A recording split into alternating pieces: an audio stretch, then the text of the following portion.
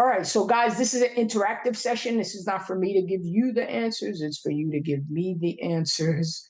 All we're doing here is when we talked 2 weeks ago, everybody wanted to move to we moved to a fill-in format to make it even more difficult to make sure that you guys got it down. So without further ado, let's get started. What is the law that determines transfer of property after an intestate death?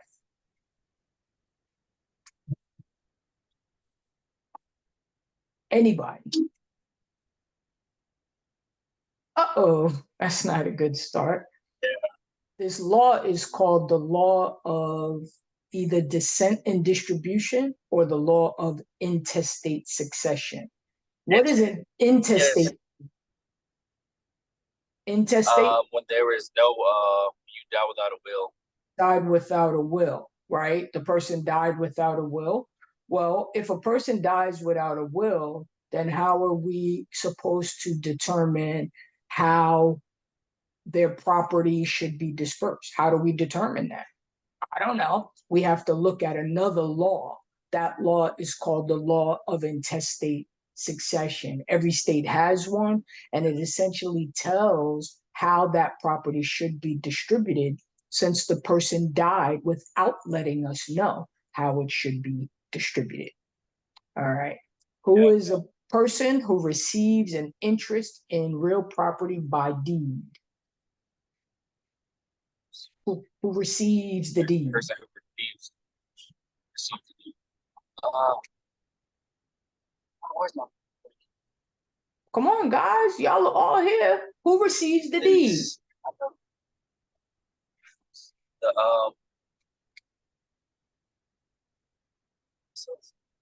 The grantee. I did this. The grantee. Because the grantor sends the deed over. Sends the deed. The grantee receives the deed. Guys, let's start at the beginning. Once again, if you can't fill these in, these literally all just vocabulary, then that's where your first problem is going to be, right? And a lot of you guys have been in the program for a while. If you can't fill these in, you're not even kind of like at the beginning, right? At the beginning, because it's really important that you know your vocabulary frontwards and backwards, right? You know how we say, you need to know the term, you need to know the definition. These fill-ins are just, it's giving us the definition, and we just need to fill in the term, okay? What conveyance of property, but you keep use of something on that property. So what is it when you convey the property to someone, but you keep use of something for yourself? Is that reservation? Reservation. Very good. Yep. Reservation. So you've given the property, but you're going to keep use of something on the property. That is called a reservation. Okay. A deed that guarantees clear title to the buyer through 5 covenants. What deed is that? It's the best deed. What is that deed? Is that called? Warranty deed? Warranty deed? A warranty deed. A warranty deed. So look at what it says. Warranty deed is the best one. It's a deed that guarantees clear title through all 5 covenants. A warranty deed is the deed with all 5 covenants. So the answer to number 4 is a warranty deed. All right. Warranty deed, isn't that the one that was that's with the house when a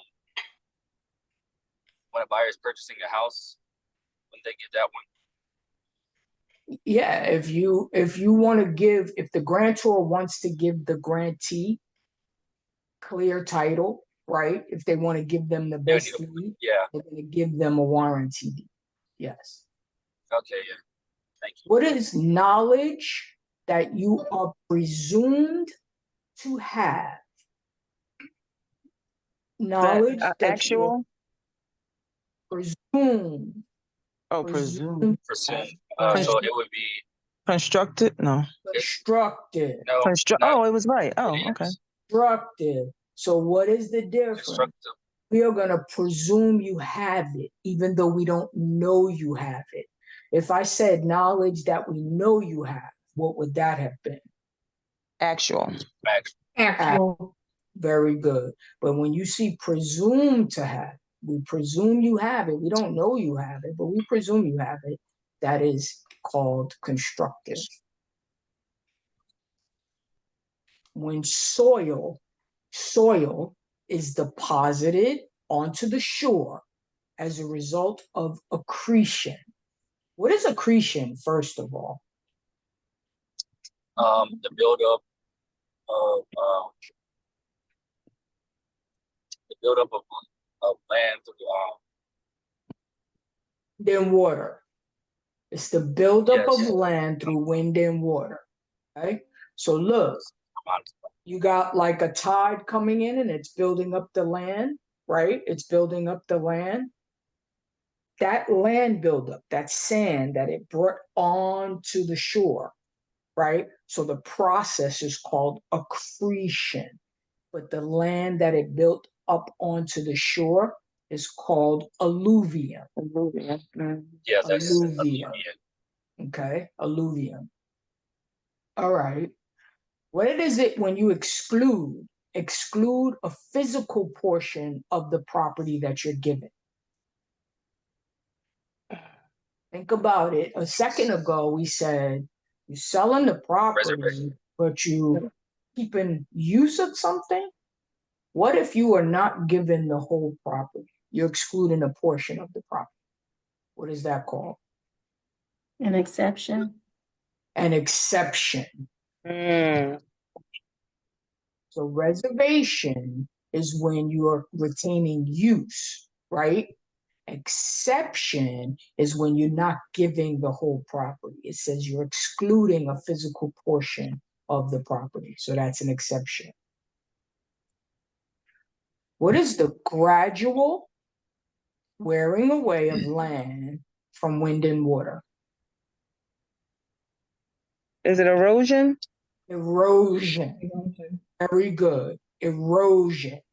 Gradual wearing away of land through wind and water is erosion. Okay. The increase in value due to outside forces rather than the personal efforts of the owner. Is it the increase? Mm-hmm. Let's say the owner is just kind of looking outside and all of this construction is going on around them. And they building really big houses around the owner. They're just looking outside. And the owner's like, okay, y'all keep building those big houses because what's going to happen to that owner's property value? Regression? It's going to appreciate. Right? It's going to appreciate. That's called progression, right? It's going to appreciate. But suppose the owner's not doing anything. The owner's just like, y'all go ahead.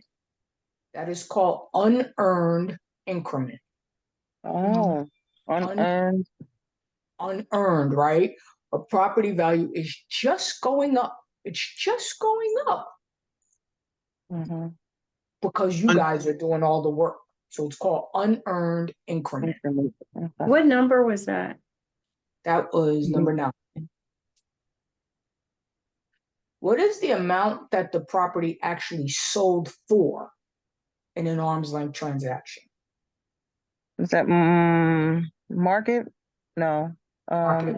Is that the market price? Market price. Market price. Market price. Okay. I was going to say market value, but it's market price. Market price.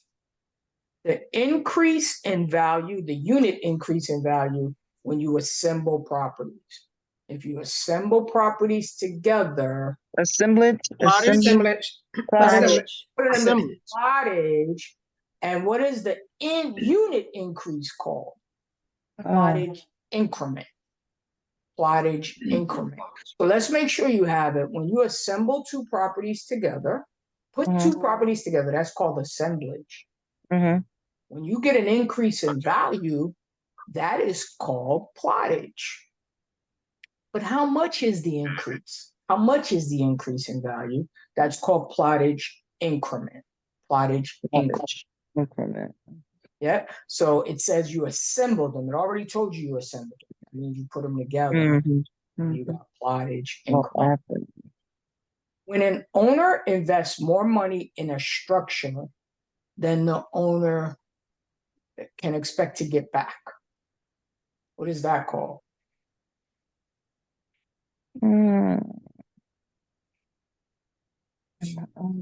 Oh gosh, I forgot that one. Listen, Is you it principal you gotta substitution? no. Think about it, guys. You are an owner. You put more into a property than you can get out of it. What is that called? A loss, right? It is a basis? it's a loss, but what did you do? In this area, properties only sell for Over-improved. over improvement. Over-improved. Yeah. Over improvement, right? Over improvement. This is not about memory. It's about reading it and getting a scenario in your head so that you understand what the question is. All right. The least expensive property gains value because it's located near greater value properties. We just talked about it. Regression? Progression. Progression.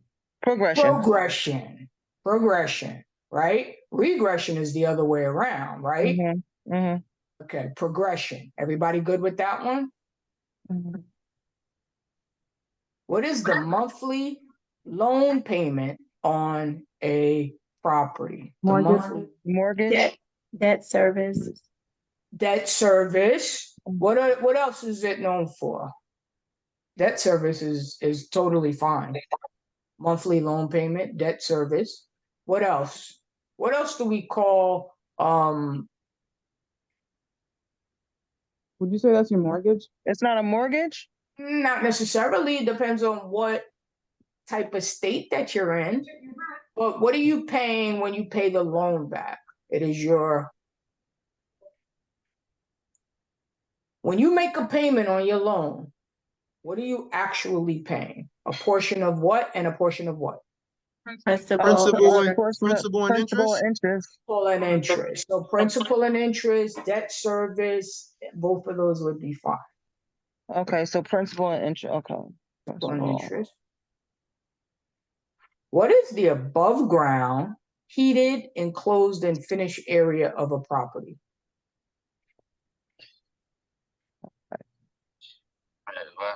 Living. What is it about? Say it again. Above ground, Living. heated. Living Yeah. area? Yeah, gross living area. The GLA, the gross living area. Gross living area. All right. The price is determined by the available supply and demand for the item. That's just the principle of supply and demand. Principle of supply and demand. All right. What is it when you are saving on a monthly basis for long-term items that must be replaced? This is still in the value section. You're saving on a monthly basis for the long-term items that must be replaced. What are those long-term items called? Reserve account. Think about it again. When we are, in our value section, we have expenses. Expenses are short-term items, right? But we also have long-term items. Do you guys remember? Suppose you had to replace an air conditioning. You're saving to replace an air conditioner. You're saving to replace a roof. What are those called? Reserves. Reserve. Exactly. Reserve. Okay. Depreciation that results when the property is not to contemporary standards. Functional obsolescence. Functional obsolescence. Functional obsolescence. A loan provision that in the event of foreclosure, the bank will forgive any debt that you have in excess of the collateral. It's a clause. Exculpatory. What is it? Exculpatory. Exculpatory clause. Very good. A loan provision that in the event of foreclosure, the bank will forgive any debt in excess of the collateral. All right. Do you guys understand that one? Mm-hmm. Anybody need clarification? Me, Mm-mm. when Uh, I said I do, just a little bit more. a little bit more. Okay. So we talked about you owing the bank a certain amount of money. Let's say you owe the bank $200,000 and you don't Right. pay it. And so the bank comes and forecloses on your property, and then they're going to sell your property. But when they sell it, they do not get 200,000. They only get 150. Now you still owe them 50. If your loan has an exculpatory clause in it, it means that they will just take the collateral, and whatever else you owe, they're just not going to come after you for it. So, do you agree that if you owe them 200 and they sell it for 150, they could come after you for the 50, right? But if you have one of Right. these clauses, it says we're not going to come after you. We are only going to take the house, and that's enough for us. But it has to have an exculpatory clause in the documents. Okay? Okay. Thank you. Mm-hmm. What is the title that the trustee holds when we're in a trust deed? What kind of title does the trustee have? Naked? Naked title. Naked title. Yes. Okay. A personal judgment entered against the borrower when the foreclosure sale does not produce sufficient funds to pay the loan debt in full. We just talked about that, right? What is the judgment called when the bank comes out? You go to foreclosure and the bank doesn't get enough money. They could get a Deficiency. judgment. What is it called? Deficiency. Deficiency judgment. Deficiency judgment. Yes. Okay. All right. Somebody just said the security instrument used by a lender to create a lien on the property in a lien theory state. What is that security instrument called?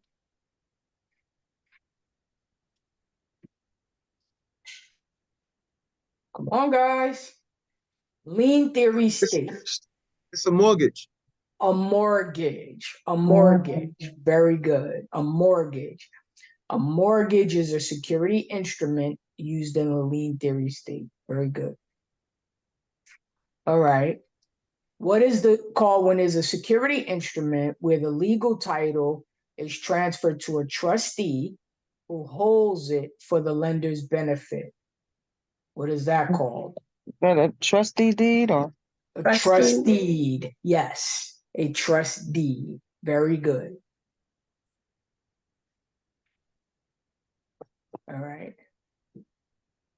Endorsement from the Veterans Administration indicating the right of a veteran to obtain a loan and the amount of her entitlement.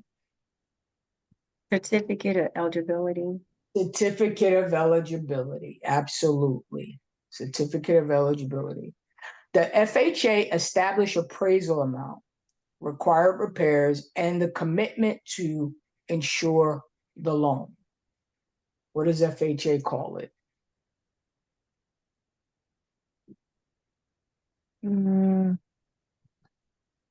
Come on, what's FHA call it? Conditional commitment. Conditional commitment. Okay. When FHA is going to give the loan to you, they think they're going to give the loan to you, they issue a conditional commitment. Okay. What is the court action granting the lender permission to sell a borrower's property at a public sale? You guys should know that one. Auction? No, No. the court action. Court action. Granting the lender. Foreclosure. Foreclosure. Oh, foreclosure. Oh. Foreclosure. That's okay. The right of a borrower in default to reclaim the property prior to final judicial intervention. Equitable right of redemption. Equitable right of redemption. Absolutely. A loan clause that will allow the lender to demand that the loan be paid in full in case of default. Acceleration clause. Acceleration clause. Absolutely. Acceleration clause. An appraisal issued by the VA showing the property's current market value. CVR. Say it again. CVR. Yeah, certificate of reasonable value. CRV. CRV. Yeah, CRV. Reasonable value. Very good. Okay. Calculations that are used in determining whether a borrower can qualify for a bank loan.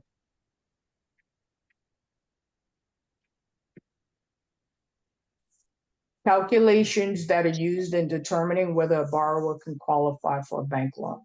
What do we call those ratios? Debt to income. Oh, loan to value. Loan to Debt to value. income. Loan to value. No, Debt to income. debt to income. We call it front end, back end ratio, right? Okay, yeah. Debt to income. Yeah, debt to income ratio is the calculations that we use, right? We call them front end and back end. The front end is whether the person could just afford the house, right? The back end is can they afford the house with all of the other debt that they have. All right. What is a provision in a loan document that requires full payment of the debt upon any transfer of title to the property? Alienation. Alienation clause. An alienation clause.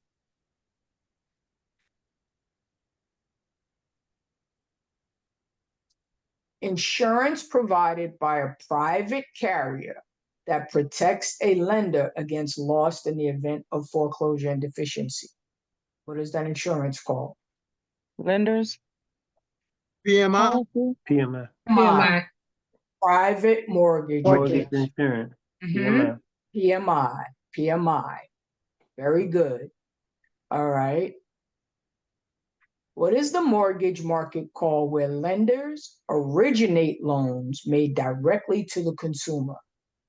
Primary. Yep, the Primary primary mortgage. mortgage market. The primary mortgage market. Very good. Very good. Okay. We know that's different from the secondary, but the primary market is where they loan directly to the consumer. It means, Bank of America, Wells Fargo, any of those. What is a one-time fee charged by the lender at closing that increases the lender's yield and reduces the borrower's interest rate over the life of the loan? Discount points. Discount points. Discount points. Discount points. Very good. This is how you guys got to know it, right? Both ways. Both ways. You got to be able to just say what it is, right? A statement of all closing expenses given to the borrower at least 1 day prior to closing. Is that the settlement? HUD settlement? Or Okay, HUD? yes. So if it's a closing expenses given to the borrower at least 1 day prior to closing, right? That is a settlement statement, a HUD one, a HUD Yeah, one HUD settlement one, yes. statement. Yep. HUD. Says 1 day prior to closing. Remember, we do the loan estimate and the closing disclosure 3 days. 3 days prior to closing, 3 days after application. But at least 1 day prior to closing is the HUD one. All right. And we only use HUD ones in cash deals. We don't use HUD ones in loan deals. Okay. In loan deals, we use the closing disclosure. A property loan made by an authorized FHA lender to a borrower that is insured by the Federal Housing Administration. Well, it's right there. To the FHA. FHA. FHA. Like all of the information is right there, an FHA loan. But what you need to pick up from there is it's insured by the Federal Housing Administration. It's an FHA loan. You know, other things we know about FHA is that, you know, there's certain regulations that the bank has to follow. Okay. All right. Requires that a borrower be given a good faith estimate of all closing costs within 3 days of application. Also states no kickbacks and no unreasonable impounds. What law is that? Tiller. Truth Tiller in statement. lending. Truth in lending act. Truth in lending. You guys are gonna kill me. Why can't y'all get these correct? I'm like, we've said this over and over again. You guys are killing me. Look, what does it say? Good faith estimate of what? All closing costs within 3 days. Okay, That's all closing costs. So what is that? That's the we just said it. It's not the settlement statement. No, It's but the it's not Tiller. no What's the other law you guys have to? RESPA. That is RESPA. Guys, Yeah, that's right. trying to get you, I'm not sure why you guys are so confused. Look, it says good faith estimate of all closing costs. All closing costs. That's RESPA. If it was Tiller, it would say loan cost. Tiller, loan, the L, I need you to use the L in Tiller, loan cost. Okay? So that is loan cost, but this answer to 37 is RESPA. RESPA. Okay? All right. 38. Loans issued to borrowers with poor credit history. These loans have a higher risk, and thus the terms are less favorable in terms of higher interest rates and fees. Is that a subprime? Subprime loans. Subprime. Subprime loans. Exactly. Okay.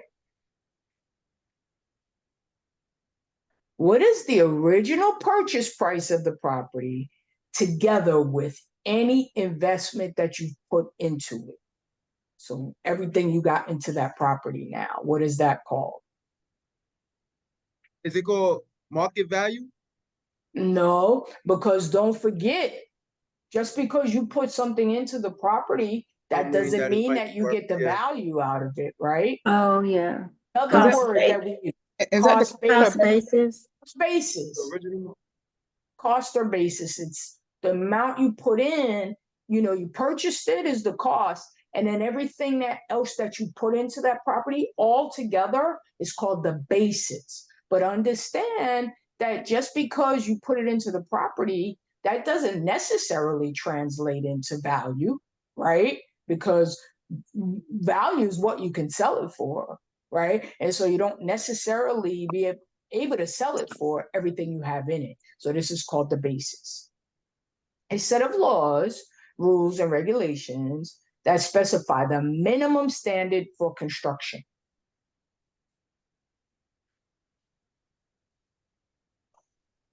Come on, guys. This one is really simple. Building codes? Building codes. Building code, yeah. Building codes. Building codes.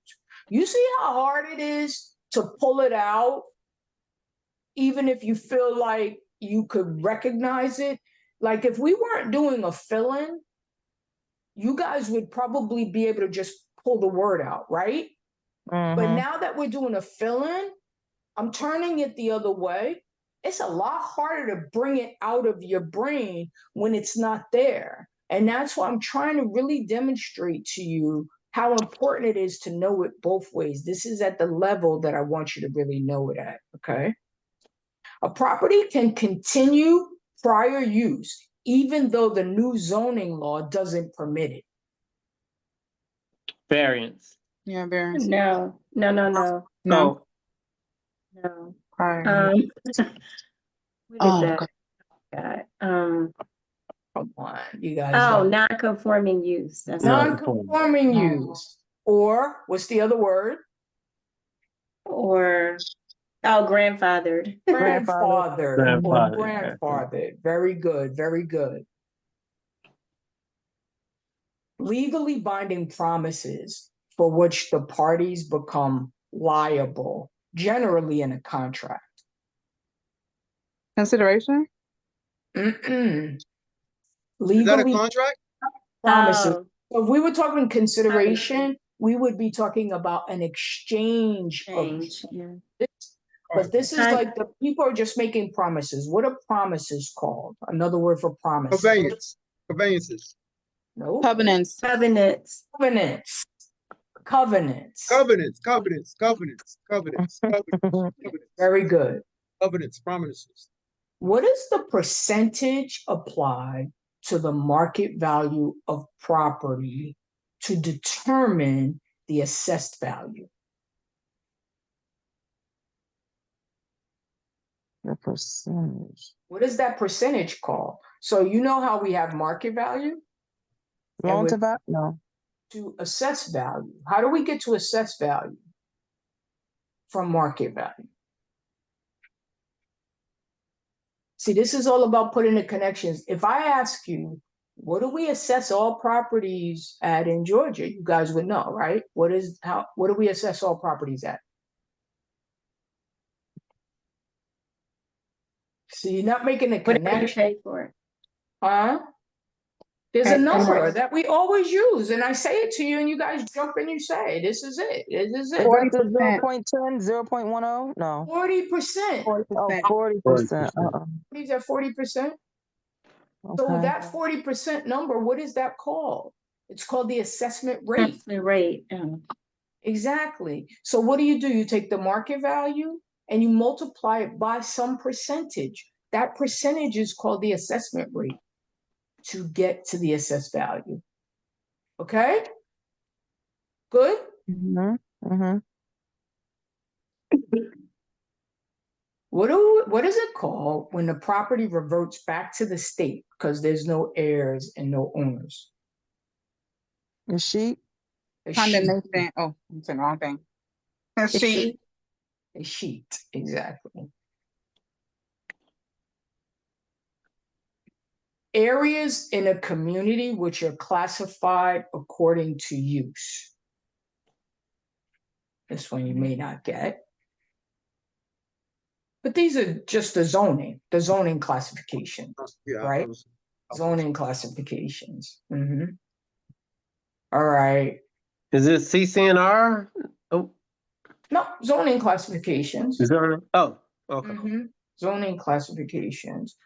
What is the zoning law that requires large lots or minimum square footage requirements? You guys remember that one? What zoning law is that? I don't remember that one. Exclusionary zoning. What is it? Exclusionary zoning. Exclusionary zoning. Okay. We had a term that we call it exclusionary zoning. It's like you're requiring such large lots or minimum square footage, that everybody can't afford that, right? So you're excluding people. Exclusionary zoning. You're excluding people because of these requirements. All right. we have a provision in a lease prohibiting a particular use of the property. Oh, I'm sorry, KJ. I got mixed up. Number 45 was Zoning classifications. zoning class. Yeah, zoning. Exclusionary?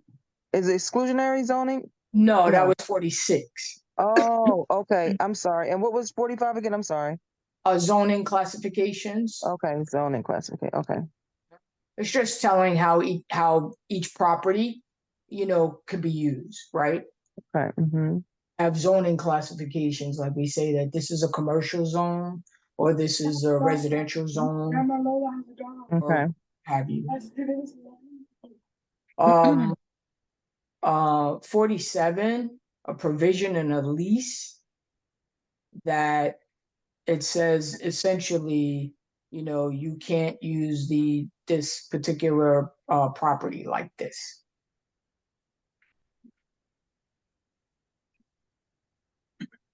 Mm-mm-mm.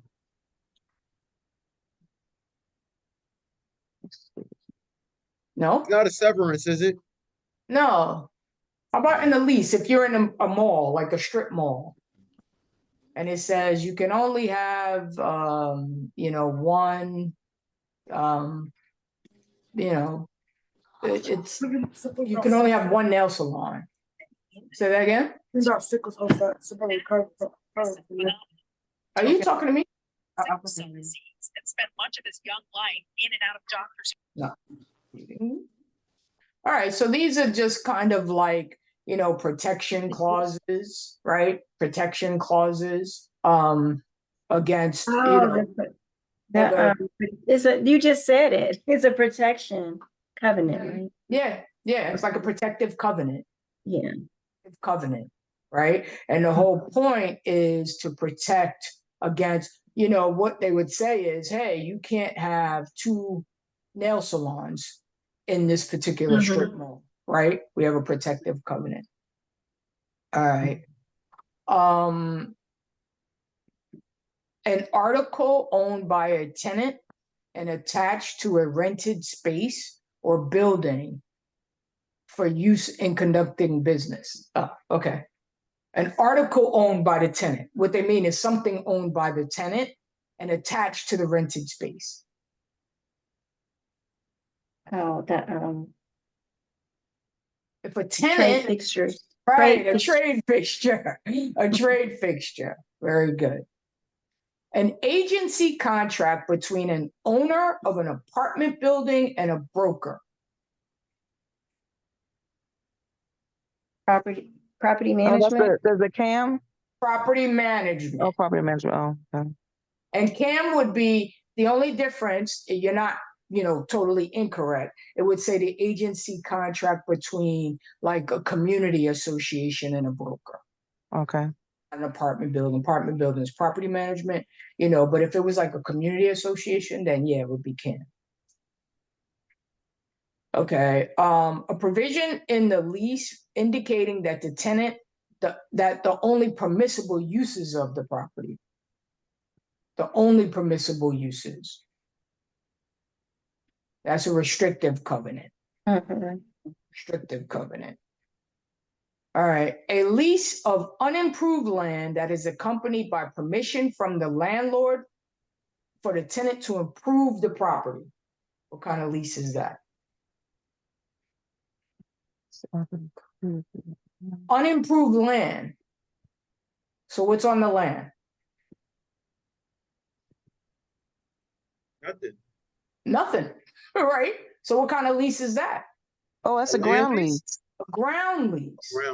A ground lease. Yeah, you guys you got to evaluate just the question. It's not that, I think you understand if you've taken the state exam, it's not direct right at you. You kind of have to, okay, unimproved land. So you have to say, what is unimproved land? Oh, there's nothing on the land. Oh, it's the ground. Oh, they're talking about a ground lease. Simple. Okay. All right. That's it on that. We have some time. Let's talk. Good deal on that one. It's not easy to do it that way, right? If I would have you multiple choice and the answer is there, you could kind of pick it out, right? Even if I give you like the term or the definition, you could kind of pick it out. But if I give you those fill-ins, it has to come out of you.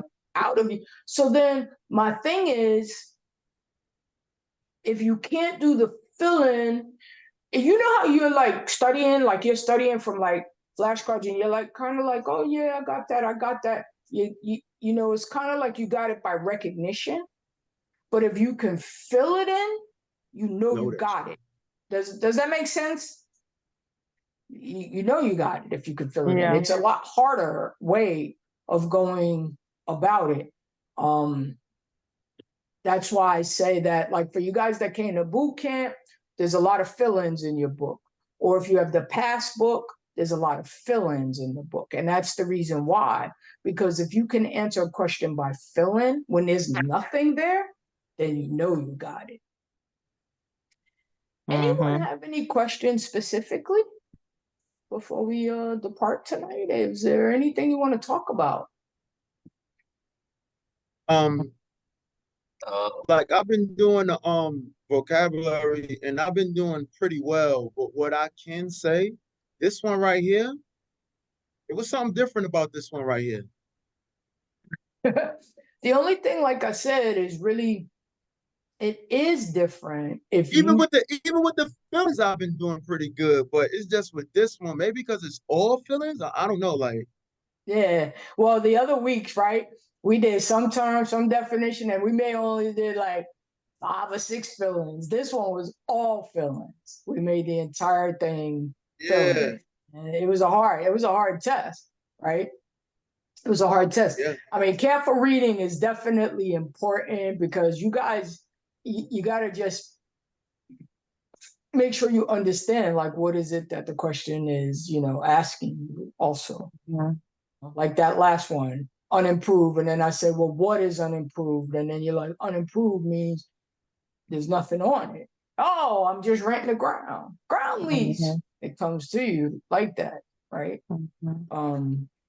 But you know, a lot of you guys have to work on your reading and interpreting, you know, what understanding what your reading skills, you know, utilizing, you know, a pen and paper and actually, you know, circling. That's the one thing I don't like as much about everything being computer based, is because I like paper, because I definitely like to get my hands on a test and be able to circle, you know, the things that are important.